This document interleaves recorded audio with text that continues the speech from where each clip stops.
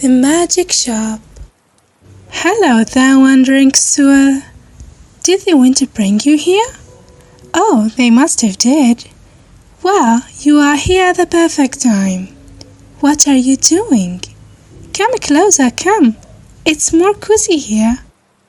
Now tell me, dear soul, have you ever lost hope beyond belief? Well, so did my kid Ayla. Ah, you do not know who Ayla is? Well, so am I, but we are lucky that they won't tell me. He was a kid who was lost in the deepest abyss of darkness. A kid who was walking one day in the freezing evenings of the harsh winter and thinking, it's been hard to breathe lately. Not when it feels like ropes are being knotted and pulled from each and every corner of the kidneck. No. Not when the air feels like needles scraping their way to the child lungs, just like how the vegetable basket scraped his back while he carried them from the small farm into the city. Except that his back's injury lessens when he put some oil on it, while the needles in his lungs just keep hurting him more and more as time goes by. The kid heard the man he delivered vegetables to once say that the night exists so it could help us have the peace we wish for during the day, to forget how unfair life could be. But he guessed he cannot relate to this. All that night brought him was the voice of crushed glass, crying, It's the holiday season, and the students were back from their schools to celebrate with their families. I hate holidays. It makes me drown in the what ifs, makes me wish for more when I don't deserve more than what I have. As I crossed the bridge, the voice in my head wondered what it would feel like to jump to the river and end it all, to end the pain of the needles that kept eating my skin, to free my neck from the ropes that kept tightening their knots around me. It hurts so much, but then again, I don't do it. I'm too weak, just like the voice said, or maybe a part of me still hopes to be saved. I'm hungry, but I'm too afraid to go back home when he might still be awake. So I took a longer way home, even though my skin is freezing from the cold, wishing that when I arrive that he's asleep or dead. The voice whispers, making the poor kid shake his head, quicken his pace, and it's when his head hits something hard that he raises it just to be faced with a shop he has never seen before. It has a dark green door with a golden handle, small delicate wooden carvings decorating it. Feeling curious, he moves his hand from his side to touch it. It's just for the door to be opened. A tall figure dressed in black trousers and white blouse, dark hair parted to reveal a smooth expanse of forehead, leading down to big brown dew eyes and lips that part in a toothy grin, a smile that's endearing, and it brings to mind the thought of a cute bunny. Earth, how have you been, my sweet friend? He said, eyes filled with warmth, and as he notes the kid's slimmer and shorter figure, he looked his eyes with the kid. Thousands of thoughts and emotions glowed in them like fireworks. Welcome to my shop.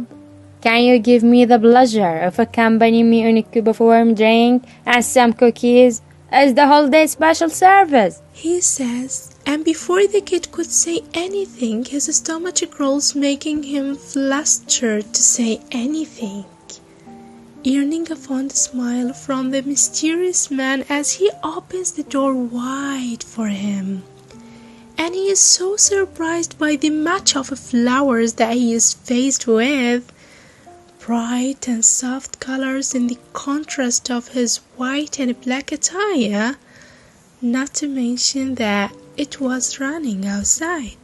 I sat at the table when the man came back to me with a warm cup of tea and a plate of freshly baked cookies, and the sight of it makes me forget all the questions that roamed in my head. And before I take any bite, the bunny-like man talks again. This is my special treat. It was especially made for you. And I would be lying if I didn't tell you that they are so good. They make wishes come true. So eat them and think about the most thing you want. And be careful, because wishes sometimes do come true. The kid looked at him slightly confused, thinking that maybe it's a holiday tradition that he did not know since he's never celebrated them. Please give me a reason to not give up, I thought as I took the first bite, mind drifting to the side of the bridge. And while he was eating, he did not notice that there was a blossom that turned into a gorgeous blue flower, but the shopkeeper did. After he finished, he turned around looking for the kind man, who left his cup and went somewhere, wanting to thank him and bidding him his goodbyes. He walked around the shop and found the man near one of the wooden walls that had a lot of drawers. He was scanning them when his face lightened while he opened one of the drawers, took a white box, and put a beautiful blue flower in it, and what seemed like golden dust that he put them back and turned around smiling at the boy's presence. Thank you so much for having me, sir. I'm grateful for your kindness. I will be taking my leave now. Have a great evening. He said, smiling politely, but he did not accept what he said afterwards. But you didn't get to have all the shop service yet? Making me confused, he opened the same drawer and took out the same box again. But when he opened it, there was 3 pieces of candy. He put them in a small package and handed them to me. These are some special candies, my dear client. Believe it or not, but 2 of them have the ability to move your world clockwise and give you the answer you were looking for, while the 3rd will give you a small blessing that will accompany you along the way. I had thousands and thousands of questions after all that I witnessed and heard in this small period of time, but all my lips could utter was, "Who are you? Who are you, sir?" And as I walk away from the warmth of the shop with his answer roaming in my head, I am the soul that melts the cold to warmth and blows the life in what the time took, the light that comes for those who have been long suffering. People where you live call me Spring and many other names, but my friend called me Bloom, and so you could. And as he walked further into the rainy night, he heard a soft voice. Good luck, Ayla. And turns around to find no track of the shop, nor the kind man whom he did not tell his name to. I hope to see you again, Mr. Bloom. He smiled softly and resumed his walk. Maybe miracles do happen. Stop child abuse. Stop child labor. Don't wait for help. Make it. Be the light to someone else's darkness. If you can't be the light, light a candle on someone's road. If you can't light a candle, light a match. You are the hero of your own life, and you are the king of your own story. You are today's generation, and you are so strong that I know you can turn your bleeding earth to a fire that shines the bright and light the world darkest night. Start now. Start now. Just start now. You are today's next generation.